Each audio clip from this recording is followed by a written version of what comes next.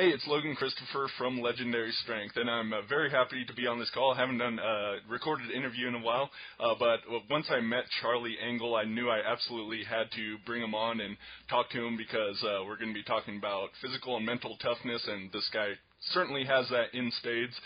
So we'll be talking all about that and really diving into some of the strategies behind it that hopefully you'll find useful and be able to take into your own training and your own life.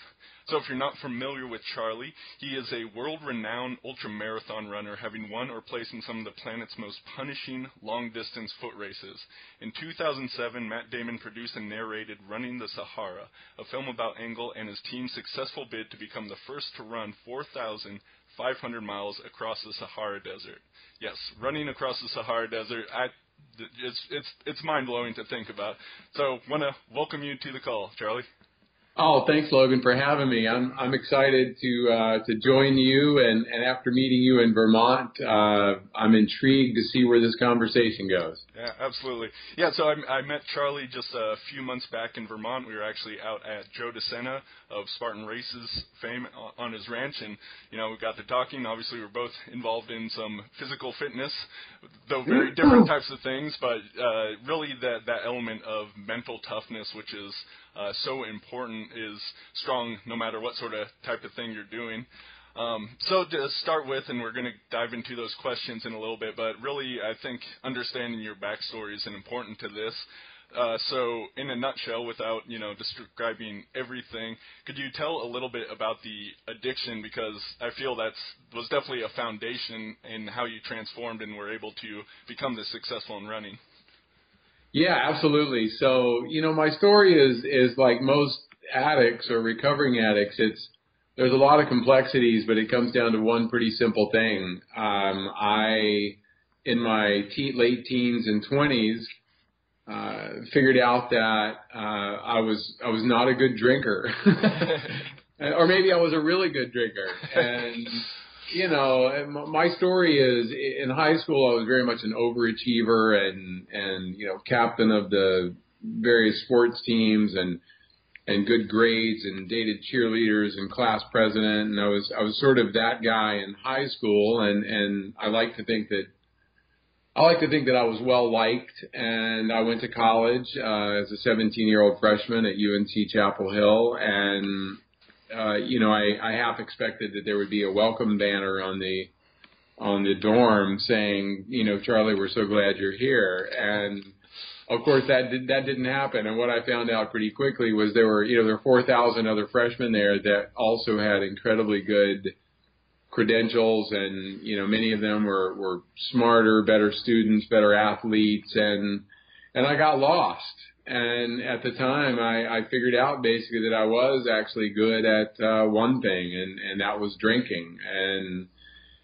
And I began to drink more heavily, and my school suffered, but I continued to plow through. And without boring you guys with all the gory details, I spent 12 years battling addiction. And maybe I didn't look like the addict that people might think of. I was still the top salesman at the company I worked for, and I got married and bought cars and houses and did things that made me look like a normal person, because I went to great lengths to look as normal as I could. But my addiction continued to grow, and my drinking and drug use got worse and worse, and it all culminated in a time when I was 29 years old, and just after the birth of my first son.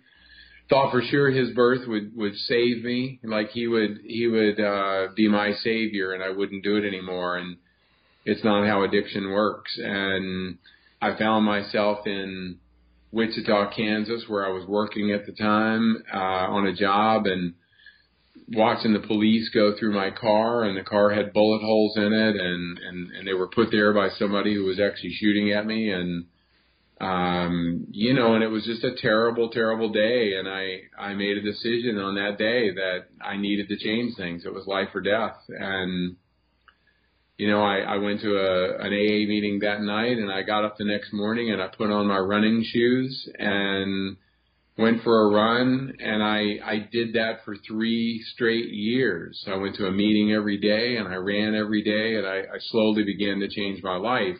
And quite frankly, I hadn't stopped running since then. You know, that was over 25 years ago at this point. And so I'm very grateful to still be sober today. And running really saved my life. And then, the rest of my story is that running gave me a life after that.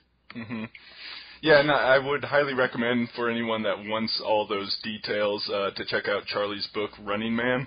Very exciting read through those addiction days and then through the addiction to running coming later. And do you feel it really was a case of just switching one addiction for another? Well, and I yes, in a way. However, and anybody who either is an addict, and look, in this country and in this day and age, everybody either knows an addict, has an addict in their family, has a friend who has a problem with addiction, a parent, a sibling, a son, or maybe you yourself. And addiction is complicated. And when I was a drug addict and an alcoholic, my goal was to hide. I wanted to be invisible. I didn't want to have feelings at all. And so while I may have switched my habits and even some might say my addiction, running does just the opposite of those things. There's no hiding in running. Running really shines a bright spotlight on who I am. And when I'm in the middle of running 100 miles and things get tough, there's no disappearing or not feeling. I feel everything. And so the beauty of the sport is that I have to be fully present to be successful. Mm-hmm. Absolutely. So you started running, and I remember your story if you want to go a little bit into this, but you started doing marathons, and you thought that was the top of it. You had no idea there's this whole realm of ultra marathons, and you accidentally signed up for one. Is that right? Yeah, which is always I don't know if it's a proud moment for me to admit how stupid I was. At the time, it just never occurred to me that anybody would run farther than a marathon. I'm like, why would you do that? Mm-hmm. And people still ask me that question now. But yes, a few years into my running and my sobriety, I had already run about 30 marathons, and I fully expected I was going to be that guy that would, someday be hopefully 80 years old and still running marathons. And, I was happy with that. I went to Australia for a job and entered what I thought was a 5K. And, when it showed up, I had to drive a couple of hours to get to it out in the middle of a rainforest. And I showed up at this race, and people are saying things like, gosh, it's going to be hot today. I sure hope I can finish this race today. And I'm thinking, it's a 5K. Either these are the slowest people on earth, or they're going to do this. They're going to crawl the 5 kilometers. And somebody finally said to me, so have you ever run a 50K before? I'm like, no, why? Why would I? And then, I broke into a sweat, and sure enough, I looked down at my own number, and it says, right there, 52K. It's it wasn't a 5K, it was a 52K, and again, it is a funny story. And I started this race, and I fully intended to just run. I'd driven a couple of hours to get there, and I wanted the T-shirt, and I thought I would just run part of the race and quit, and that's what I tried to do, and I was sort of shamed into continuing. Because you started winning it, right?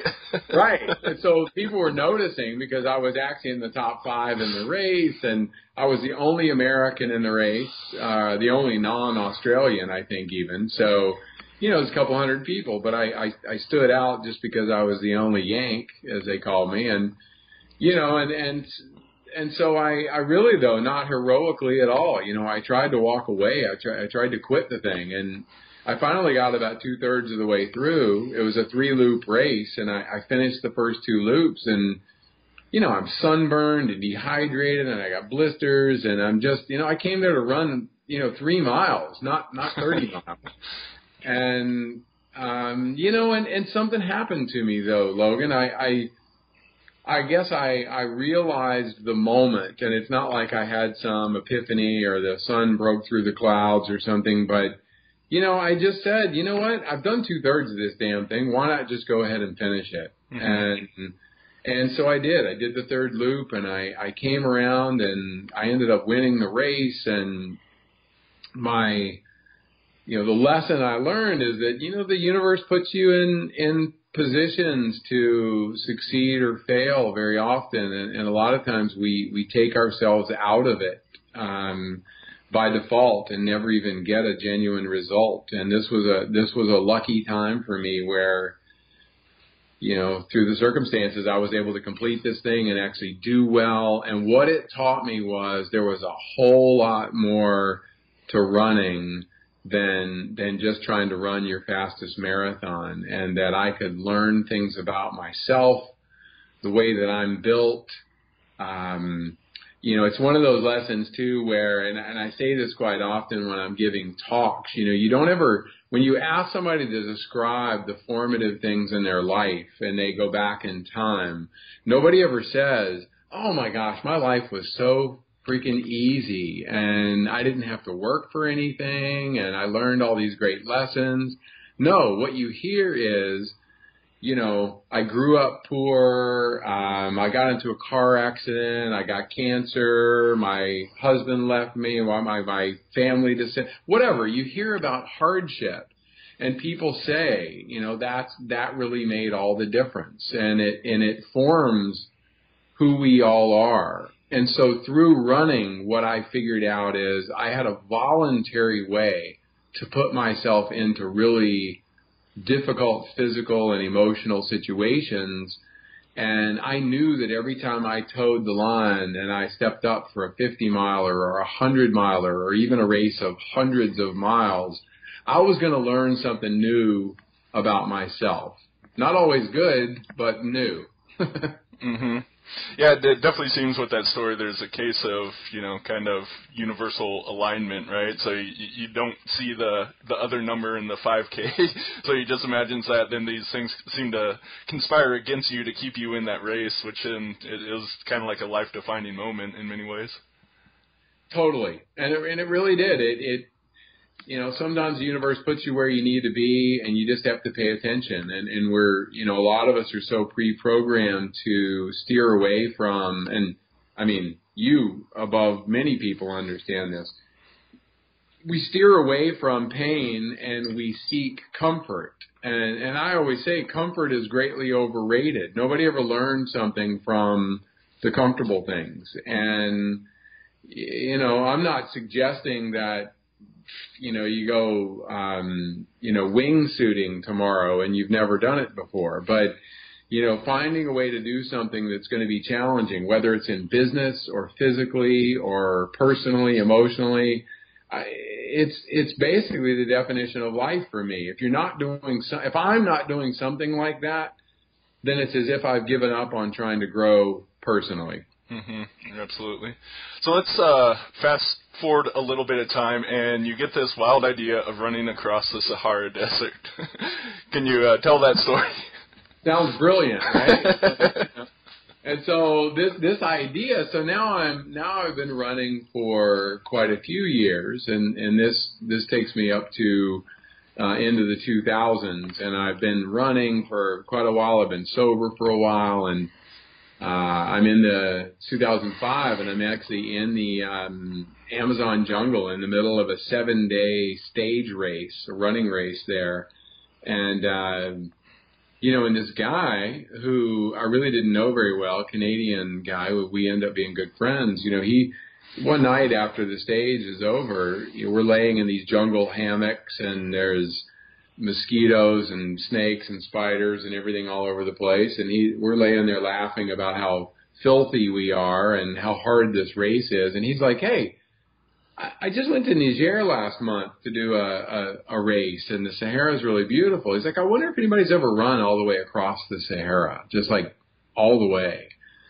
And I actually set up if you can sit up in a hammock. I sat up in my hammock and I said, that's quite literally the dumbest idea I've ever heard. It's like, you can't get supplies out there. Nobody can run thousands of miles in deep sand. It's just, it's impossible. And that was sort of the end of it, except it wasn't. I couldn't get it out of my head. Like I just couldn't stop thinking about this idea. And when I got home, I started researching the Sahara Desert, and I found out that, in fact, no one had ever run across the entire length of the Sahara. It turns out for pretty good reason, I guess. But, and I began to tell people that I was going to be the first person to run across the Sahara Desert. I took possession of this idea.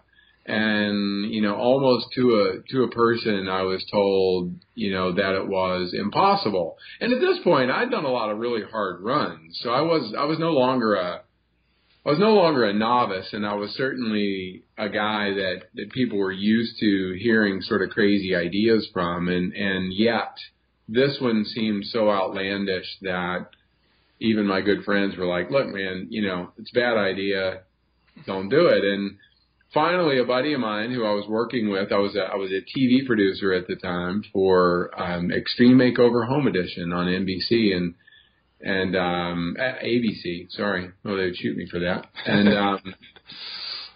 And he was working on the show with me. He's like so tired of hearing me talk about this idea. He's like, if you'll shut up, I have a director friend of mine who won the Academy Award a few years ago, and if you want, I can set up a meeting and you can go tell him about this crazy idea. And that's what happened. And I got a chance to go meet a guy named James Mall, and frankly, I thought he might introduce me to a student director or, somebody that might be willing to take on this project. And by the time I was done, it was a terrible pitch that I gave, one of the worst ever, and yet he stood up at the end of it and extended his hand and said that he wanted to do it. And a week later, this is the funniest part. A week later, he calls me and says, look, I just hung up with Matt Damon. And Matt would like to executive produce this film, and he wants to narrate the film too. Would that be okay with you? And I sat in silence for a second, and I quite literally deadpanned. I said, well, James, I was really hoping for somebody better, but sure, Matt Damon would be fine. And so that's how that happened. And, ultimately, flashing forward, after this film was done, Hans Zimmer ended up doing the score. And so I quite literally ended up with 3 Academy Award winners attached to a running film. And, and a big part of me throughout this process, practically every day is going, oh my God, I've suckered everybody into this really bad idea. And I have no clue if it's really possible, and so how do I get past this fear? And, and I just kept plowing forward, and there we are in Senegal, a year later, and I've got 20 people there, including my 2 running partners and a whole crew to take care of us, and a bunch of film crews and native Tuaregs from the region, from the Sahara, to look after us and make sure we don't die. And they're sort of like the Sherpas of the Sahara, kind of, and and I don't know what to expect. And we embark on this adventure, and ultimately, a week into this thing, we completely disintegrate. The runners there's 3 of us running, and we all 3, to be clear, are running the entire distance. It's not a relay or anything. We're just running as a team. We're running together, and a week into this thing, it's 125 degrees every day, and ground temperatures are up to 140 or so, and we're literally melting, I think. And crew members are quitting. My 2 fellow runners are sick and hooked up to IV bags, and it's just not going well. We've gotten lost a couple times, and I realized, and this is probably the greatest lesson that came from the Sahara, I realized at that moment that I had been so focused on the finish line. I've been so focused on success and like envisioning myself putting my feet in the Red Sea, months from that date, that I forgot that I needed to do the hard work on a daily basis. And so I basically the next day, on day number 8, I got up and I said, okay, I'm going to just focus on running a marathon, before lunch. Mm-hmm. And then I'm gonna lay down and take a little nap and eat some lunch, and I'm gonna get up in the afternoon. I'm gonna run another marathon, and that's all I'm gonna think about. And then that night I'm gonna lay my little foam mat out, and I'm gonna stare up at the stars and be grateful that I'm actually out there alive and suffering. And then I'm gonna get up the next day and do it again. And slowly but surely, in this way, we began to make our way across this desert. And 111 days later, we reached the Red Sea, and we had run nearly 50 miles per day for 111 consecutive days without taking a single day off.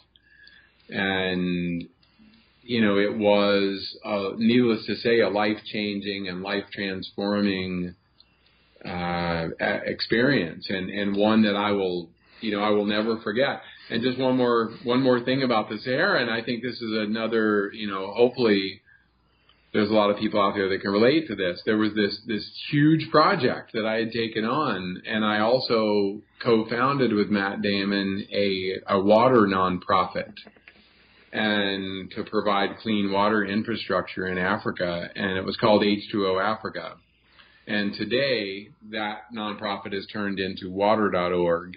And Matt is still involved, and a lot of people see the ads for water.org these days. And, it's a very proud thing for me to know that by doing something that I was passionate about, which basically was running and telling a story, by doing that, it created the atmosphere that allowed for a much bigger and more important thing to happen. And that was that, literally today, millions of lives are affected by having clean water that they didn't have. Mm-hmm. Yeah, that's great. And it actually kind of segues to some of my next questions, because I really want to dive into the values that drive you, that keep you running when you hit those really hard moments. And you've certainly talked a little bit about some of those things, but I want to read a few quotes from your book back to you and just kind of get you to expound on them, or some questions that derive from them. So it seems one of the big things for you and why you enjoy running is this chasing this feeling that you have. For example, you said, I ached for that exquisite illuminating pain now, the kind that exposes who you really are and asks you who you want to be. Can you expound on that?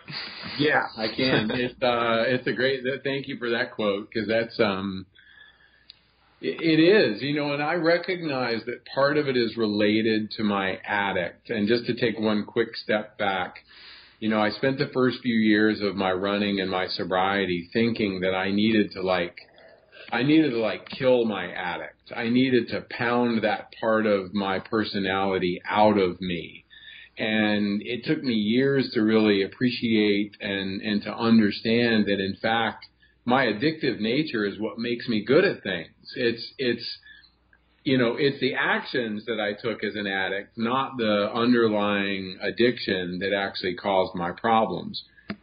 And so consequently, I figured out that I could harness my addictive nature and my drive that gives me to accomplish some things that I may not have been able to do otherwise. And so the lesson that I learned is that I like to push myself to that place physically and emotionally where I want to quit, like where I hit that spot where I'm like, look, I've had enough, and then dig in and try to find a way to just hang in there a little bit longer and push past that moment. Because, most of us, I say this to recovering addicts all the time, especially people who are new in sobriety, and I think it translates well to life. I think we all spend, 99.5% of our time basically in this moderately safe middle ground, with some highs and lows, but generally speaking, we're sort of trudging along, living our lives and hopefully having some good experiences, some bad ones. But what we're really preparing for is that other 0.5%, that 0.5% when everything goes to hell. Because it's my experience that, who we really are is really defined and is illuminated by the times when everything goes to hell, when everything falls apart. And so I want to feel that pain. And yes, I do mean the physical pain that might come with running or biking or climbing or some of the things that I do. Yes, but what that really does is that provides the mechanism for scraping away all the crap that we accumulate in daily life and puts me in a place where my mind is clear and I can just have the experience without all the noise that surrounds it. Mm-hmm. Yeah, so I think it was early in your book you mentioned, I knew that I deserved the pain. Running was my penance. So that was kind of that earlier phase when you were kind of pounding that addictive personality out of yourself versus now you see it in a different light. Yeah, absolutely. And and I felt, look, man, as an addict, I didn't physically hurt people. I didn't, rob a liquor store or whatever. But I mean, I certainly was not I wouldn't consider myself a good person during those years in some ways. And I felt guilt about that as anybody, would. And so, I certainly had my underlying things that made me feel like not a good person. And so part of what I did, especially in those early years of running, was to run and to do these long, difficult things as a way of almost punishing myself to a certain degree. I felt like I deserved that pain. And it just took a long time for me to find a balance of, feeling like I was learning something from the experience and no longer punishing myself for something that wasn't necessarily my fault. I was an addict. I'm still an addict. 25 years clean and sober. The addict still lives inside me. And if I ever chose to go that direction again, then of course, the result would be the same. My life would fall apart. Mm-hmm. So getting to that feeling more, another quote, I stared at the ceiling, exhausted but too jazzed to sleep. I knew this feeling well. I was scraped clean, made new, fully open. People asked me why I ran. I wish I could let them feel this way for just a few minutes. Then they would know. I love this feeling of being raw more than anything else. Is there, at what point do you get to this feeling? Is it really the continual pushing of the limits? Do you get this feeling after every run you go to or every race that you do? Man, that's a tough one. But, people, I always remember that through my whole life, people have said tell me about the runner's high. I'm going, I have no idea what you're talking about. Because, yes, maybe on a couple of occasions I got a second wind in the middle of a run and I felt good and was able to push. But usually that endorphin release doesn't happen until long after the run is over. I'm like, if there's a runner's high, it's because I'm really happy to be finished, as much as anything. But to your question, I do believe, and this is how I envision it. I do envision that as I'm running, if I'm just going to go out for let's just say for a 20-mile run, and a lot of people just a casual 20-mile run. But a lot of people who train for let's even say a 10-mile run, something that maybe a whole lot of people can relate to. It takes the first couple of miles before I stop thinking about the phone call I needed to make, the email I needed to return, the, whatever argument I had with the gas station attendant. I don't think that really happens, but, whatever. Just all the stuff that accumulates for all of us just by, existing on a daily basis. So when I go out to run, it's almost like I'm wearing, 10 shirts, and one by one I start peeling those off, and my brain starts to settle down, and I feel my breathing become rhythmic, and I do like envision it almost like a skin being scraped clean, like skin of an animal, and that the whole purpose is to create this new clean place where more and better stuff can be put.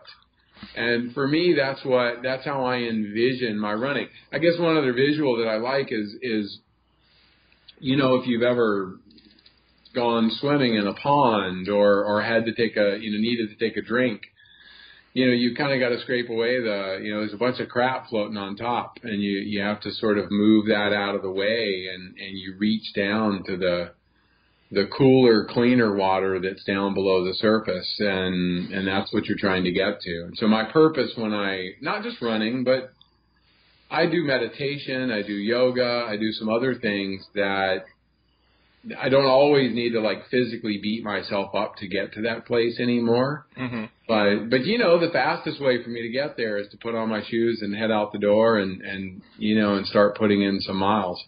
Okay. Yeah, I was just going to comment that it sounds very meditative, what you're doing there. So I'm curious to get more, because you're saying this visual of wearing the 10 shirts and peeling them off or scraping clean. There's a very much a feeling component to this.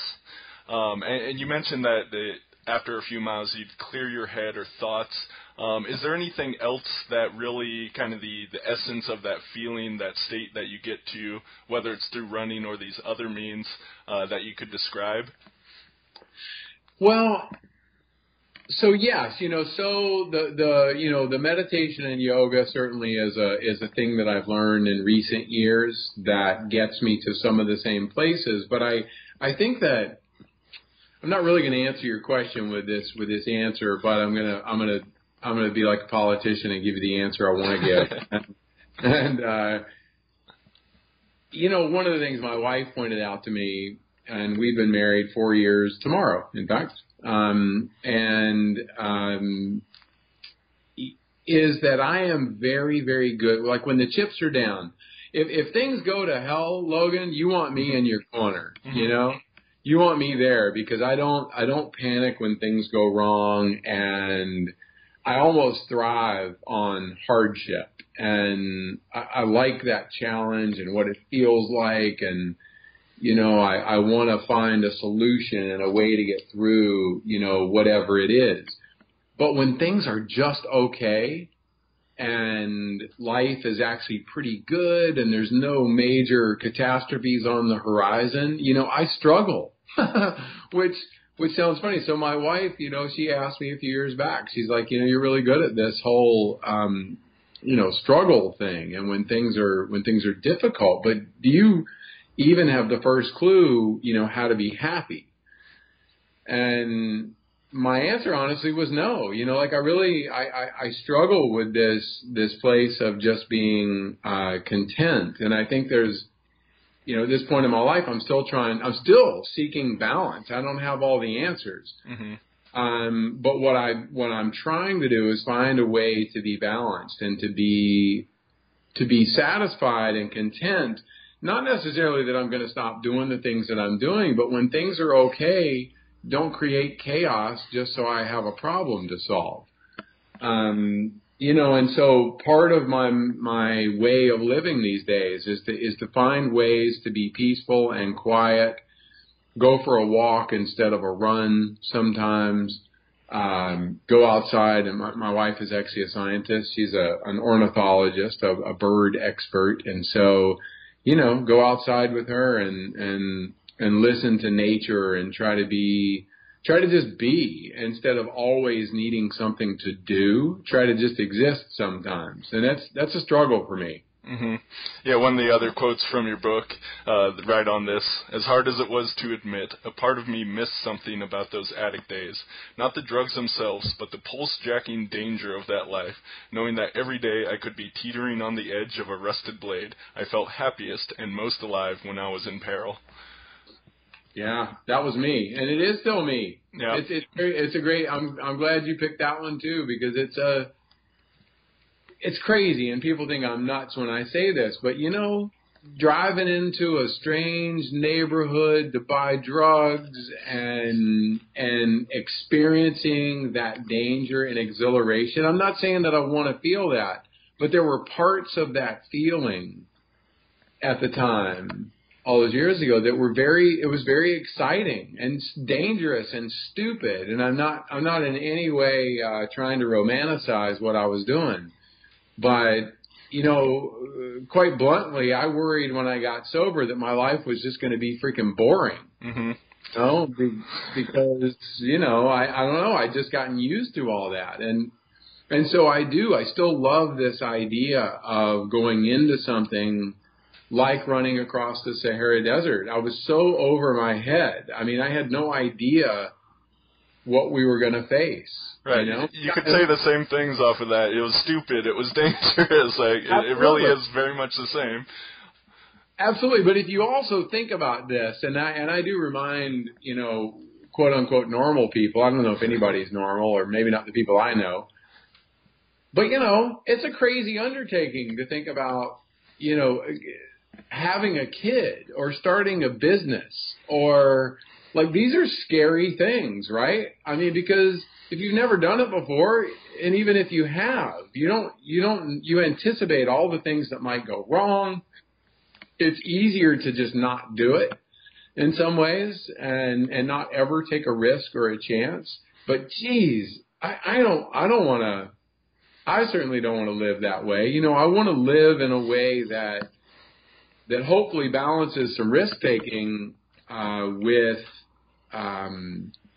with progress, with making progress as a human being, but also, with finding new challenges and finding something else that's going to, turn me on. I don't want to wake up and think about going to do something that, sure, I have to do certain things that I'm just doing it because I need to get paid. I need to make a living, but I'm hoping that will never be the only reason I'm doing something.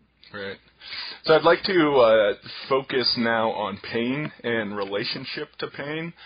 First of all, this is a big question and one that I have, spent a lot of time thinking about myself. What is the difference between the pain of injury? Because I know you've had races where you did have to stop, and then the pain of discomfort, running a marathon. It's not a comfortable thing to do. So do you have any thoughts as to the line between those and being able to differentiate them? Because people will often, it's painful to go running, but that's really just laziness versus painful that, if someone had a bad knee and that would make it much worse. These are two very different things. So your thoughts on that? Yeah, it's a complicated question because, I can only know what physical pain feels like for me. Mm-hmm. None of us can actually, despite the fact that we can witness someone else's physical pain, we can't compare our pain to theirs because we don't know what it feels like. Now, obviously, if somebody's got a broken leg and it's dangling at a 90-degree angle, it's pretty clear that that's probably painful and that they need to not run on that. But it is, what I tell people with regards to running, when it's this. First of all, most people that start running after maybe many years of not running, it hurts. It's uncomfortable. And look, running is a universal thing. We all ran, and as kids, we are runners. We all are. If you're capable physically, assuming there's no impediment to running, we all run because we want to get where we're going as fast as we can get there. We're excited. We want to go to our friend's house. It doesn't matter. You just want to go across the living room as fast as you can when you're a kid. And when we get older, and maybe it's been 20 years and you haven't run, and you go out the door and you've got this awesome plan of how you're going to get in shape and lose weight, and this is it, and you mean it. Everything in your heart means it. But you go out there and you take off at a breakneck pace, and guess what? 300 yards into it, you're going, oh my God, this sucks, and you want to quit. And so I think that the important thing is finding a way to moderate that excitement with an approach that allows for growth. When I start people on programs, it's always with a running, walking program, alternating, and you're not allowed to count the miles. You just have to go out there and spend, 20 minutes or 30 minutes or an hour, moving. But injury pain, as it's differentiated between just exertion pain, really does have to be in the in the eye of the person who's experiencing it. And obviously, if a person goes out to run, the other big mistake people make, they start a running program and they're so excited that they go out there and they run every day for the first, 10 days. Mm-hmm. And it would be like, you're a very strong guy.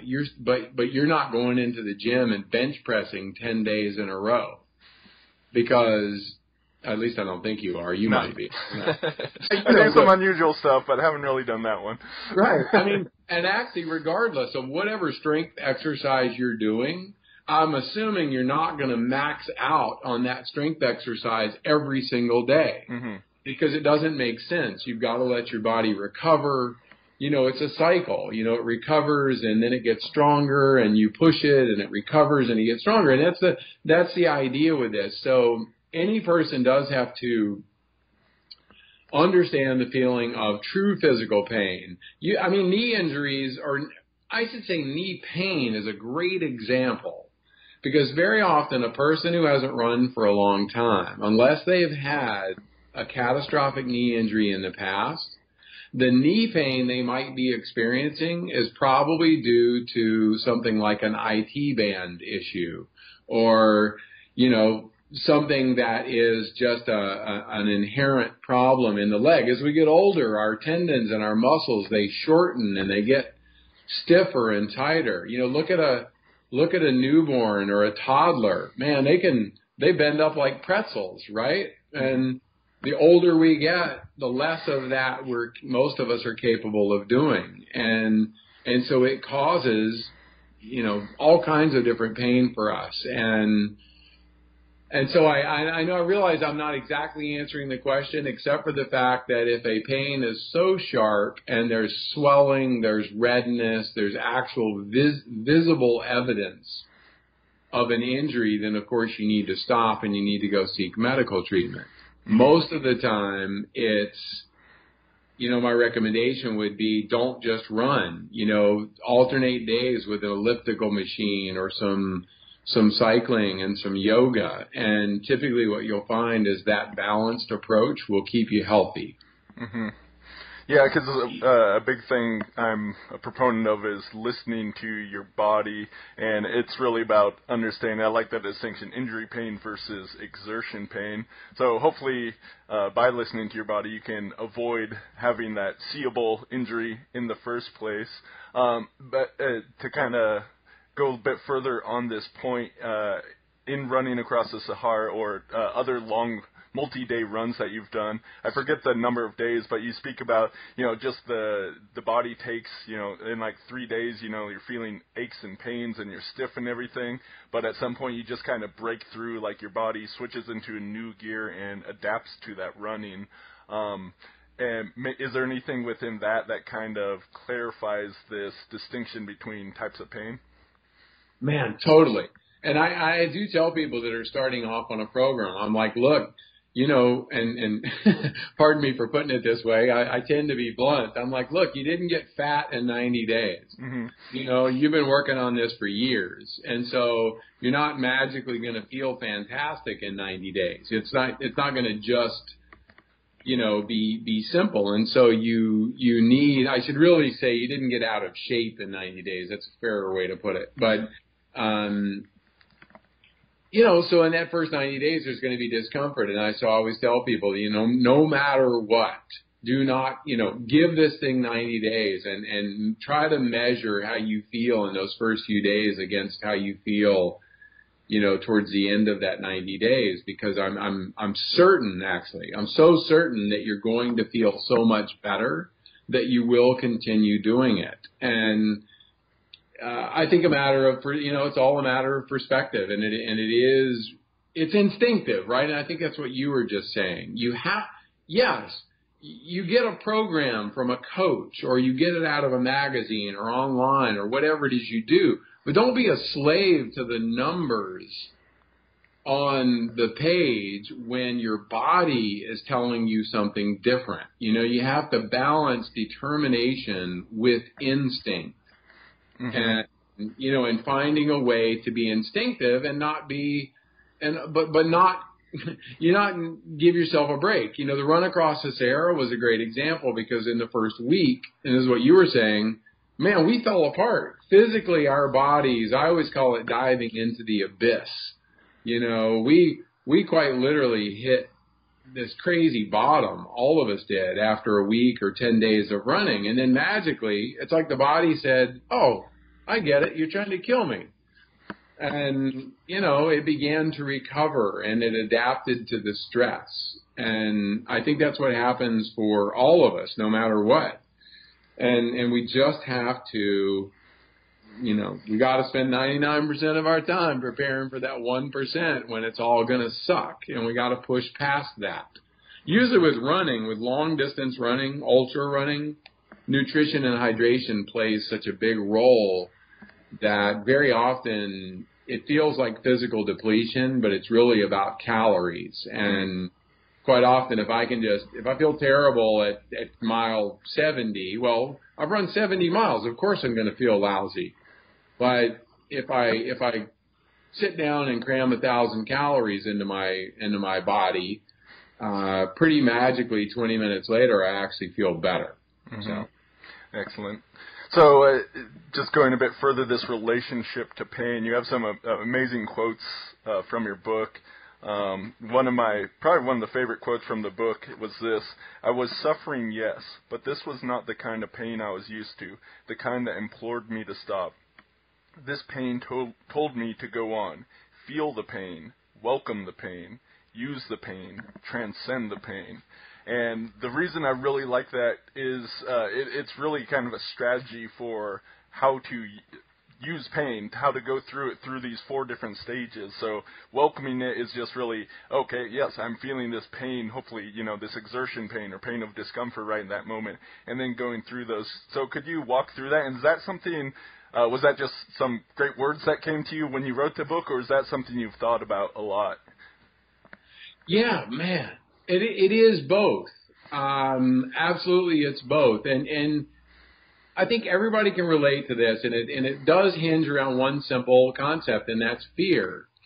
Because when we're in pain, we actually, whether it's, certainly everyone can relate to it with emotional pain. None of us wants to feel emotional pain. Whatever the source of it is, we want that to stop.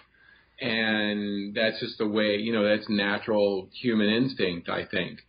With physical pain, our fear is that it is going to continue. We're running, you're a couple miles into the run and you planned on running 10 miles, and all of a sudden your mind and your body conspire to start telling you that you can't do this, that the pain is too much and that it's too difficult. And I think it takes a lot of practice, but transcending that pain can be accomplished by a combination of things. And I will freely admit, early on, there was a part of me in the early years that would, almost like yelling to the, I probably looked like a complete lunatic. But, almost like saying, okay, is that all you got? Bring it on. Like I almost was like, I don't know who the hell I was talking to, but it's almost like as if the universe was somehow trying to like give me a hard time physically. And it seemed like when I would run, the wind would be in my face both directions. And, it was like, bring it on, and I began to take this attitude of, well, you know what? I'll give you one other example, and I hate to talk in circles, but there's a race that I do every year called Badwater, most years, out in Death Valley, and it's 135 miles through Death Valley in July. And after I did that race the second time, I've done it like 7 times. After I did it like the second time, I realized that I felt like there's a lot of hill running. I mean, mountains. You're climbing 5,000 feet, then you're going down 5,000 feet, and you're up 5,000 feet and down 5,000 feet. It's just this crazy roller coaster. And what I found was I was a terrible downhill runner, and I told myself I was not a good downhill runner. And I finally got fed up with that, and I spent 6 months preparing for that race one year. Every single day that I trained, I would spend time actually running hill repeats, but I would run hard down the hill and jog back up, which is the opposite of what most people do. Mm-hmm. Typically you're running hard up and then jogging back down. So I began to tell myself that I was going to be an amazing downhill runner. And I went back to Badwater that year after 6 months of working on running downhill, and I crushed it. I ran 2 hours faster than I'd ever run. I set age group records. I came in 3rd overall in the race. I made a decision that I was going to take a weakness and turn it into a strength. And I think that transcending pain and trying to push that fear aside can only happen through hard work and practice. You have to be willing to go out and suffer some. Mm-hmm. Yeah, I think that's good. So it seems most people just kind of default position, because pain is not pleasant. We just typically fear pain. So in this case, just for whatever reason you weren't good already at downhill, that was something you struggled with. So you got to a point where instead of like, you flipped the switch and decided you were going to become good, you actually practiced that, and that allowed you to eventually transcend the pain of that downhill running. Yes. No, exactly right. And I mean, again, and I got the result that I wanted. It doesn't always work out that easily, but, and then today, I'm still, what's funny is after doing this for many years, I look for races that are hilly, and I always say, I'm gonna kick ass on the downhill. Nice. So a bit that I want to go into is kind of your thinking as you're doing these running. Obviously, when you're running 2 marathons a day across the Sahara Desert, you have a lot of time to think about all kinds of different things. I'm curious, how much are you did mention a little bit of this being like focused on the finish line. Obviously, that's probably more appropriate for shorter races, whereas the Sahara being focused on like that finish line for that morning marathon or that afternoon marathon, and then how the next part of your day would going to go. How much of it is keeping that in mind versus distracting yourself or thinking about other things as you're running? What's kind of your thought process during these times? Man, so I did have an iPod, and my kids helped me. They were both teenagers at the time, and so I had about 1,500 songs, and I mean everything from Johnny Cash to Eminem. Like it was a very eclectic mix. Linkin Park and Alison Krauss and you name it. It was on this thing, and I loved it. One of my rules for running was that I wasn't allowed to fast forward through songs. I was out there for so long every day, 12 hours a day, and I wasn't listening to it all the time, but my joke was that the universe was picking these songs, and whatever came up is what I was supposed to be listening to. So yes, I did use music. I also took about half a dozen or so books on tape that I listened to out there. But I will freely admit it's a people talk about boredom when they're running or whatever, and my mind clears, but it also has a tendency to go back in time. And so, I replayed entire arguments with my father. I relived relationships with old girlfriends. It was a time to really be able to reflect and think about, my life and to feel, I guess not only feel the moment that I was in, but also experience, some of the things I've been through in the past.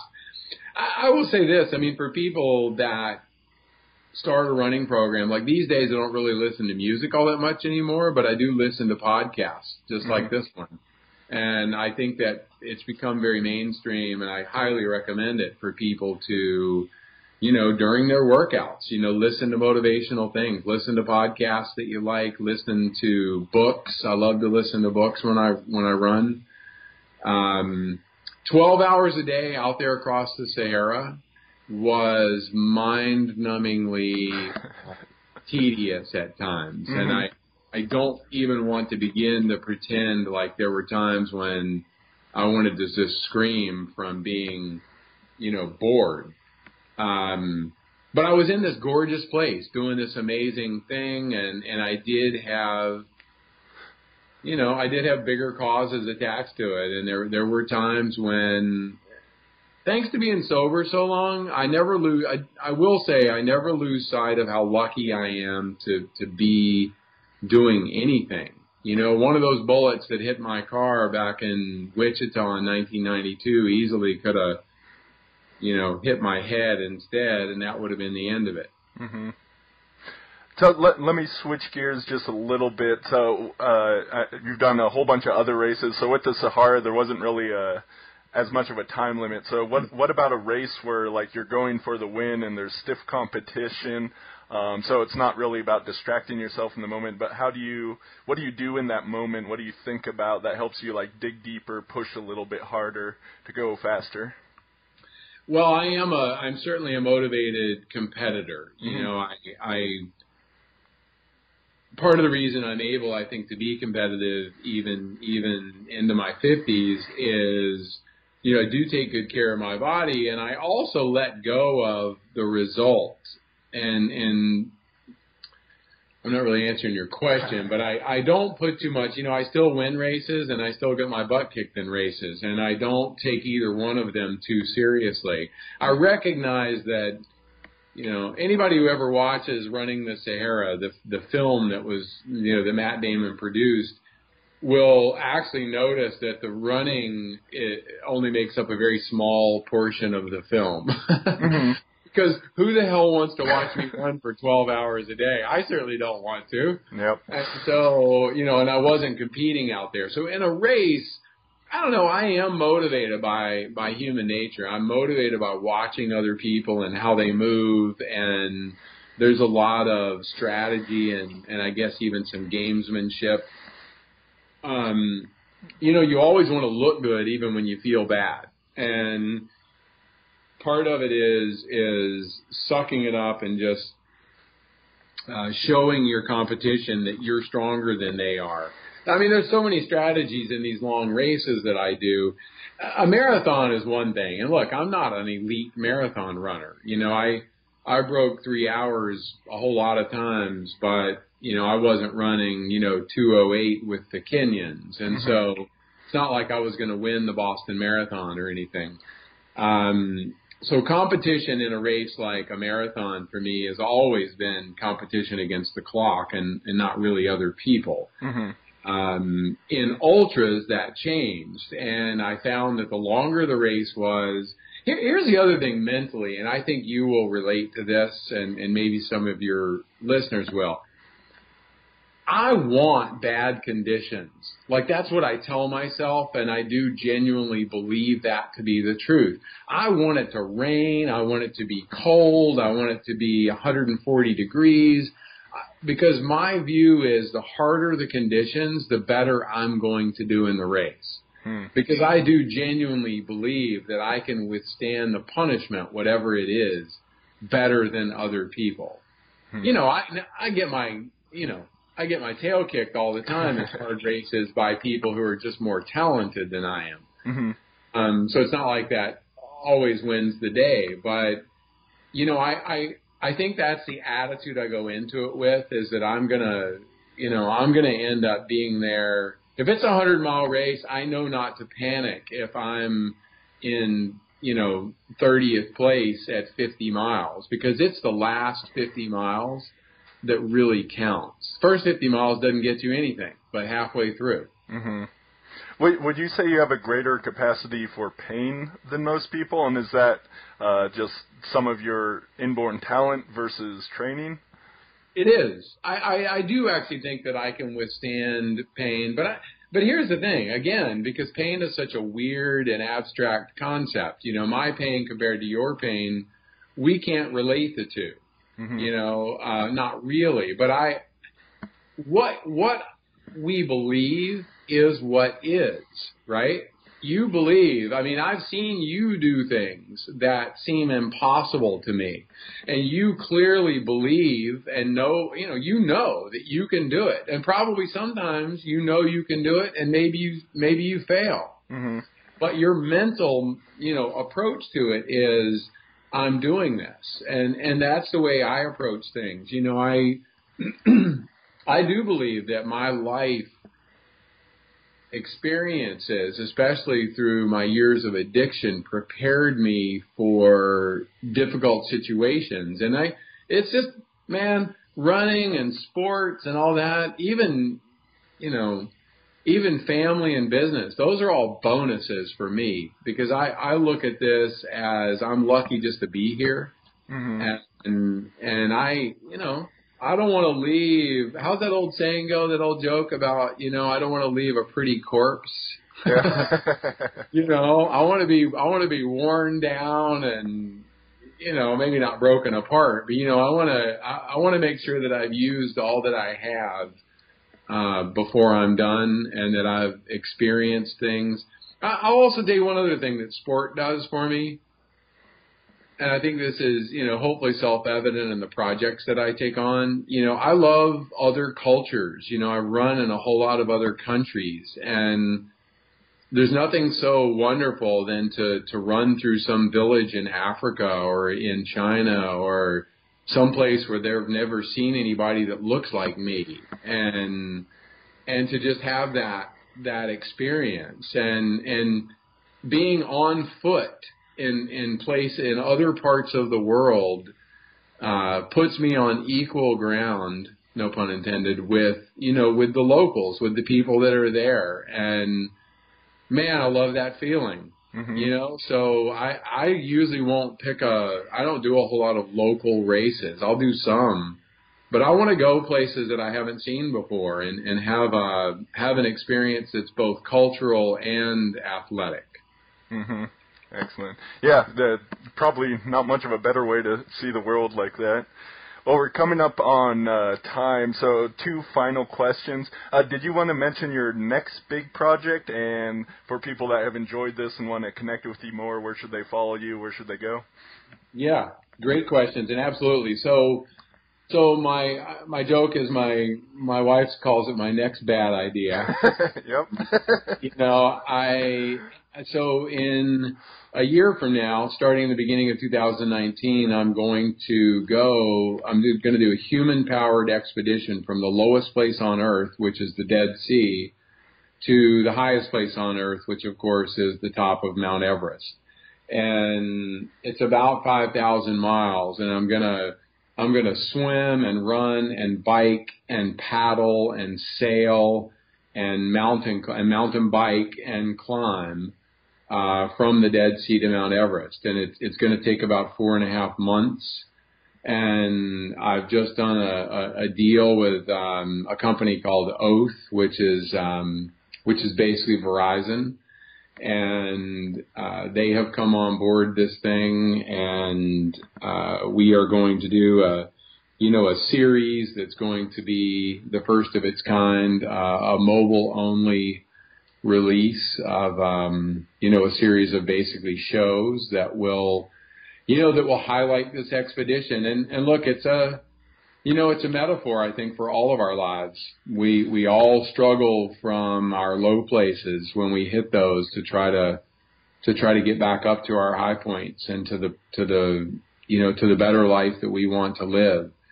So anybody that wants to follow that, I'm all over social media, so all the normal Facebook and Instagram and and all of that. And then my website's probably the best place. So if you want to, my book is available through Amazon and Barnes and Noble and all the indie bookstores. But my website is just charlieengle.com.